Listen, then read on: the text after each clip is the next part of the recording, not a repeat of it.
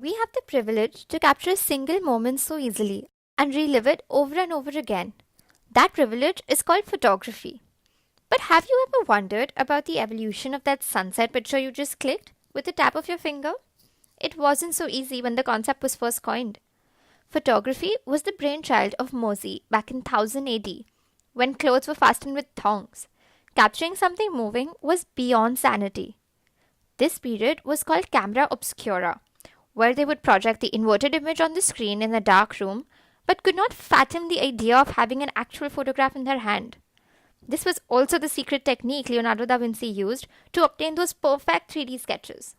Then, almost 800 years later in 1816, came Joseph Nicéphore Niepce, the man responsible for the first photograph ever taken.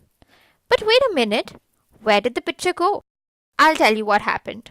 He passed light through silver compounds and discovered that this changed the appearance of the sheet and left vague marks that would fade away just as quickly.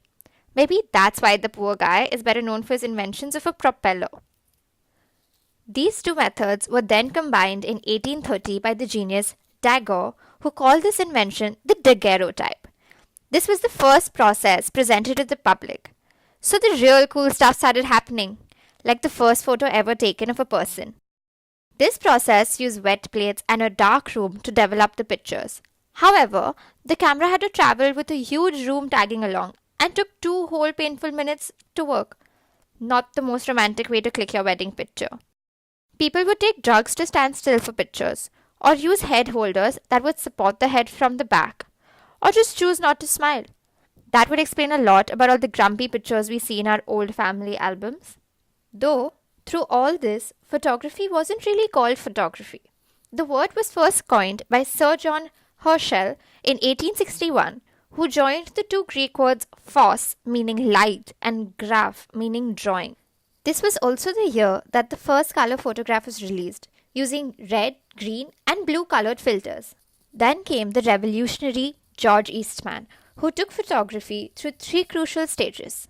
The first being where you could click a picture, store the negative, and develop it at a later time. The second stage was that of the Kodak camera, which went on the market. These cameras were preloaded with 100 frames that would then be sent to the factory to be developed, making it much more convenient. And eventually came the third stage, the plastic roll film cameras that would fit in the hand and were inexpensive. They sold like hotcakes in a bakery, which is why they're still used by people today.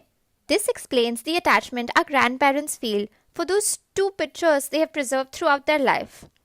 Now that you know about the evolution of photography, maybe the next time you take a picture, you will give the camera a lot more photo credits.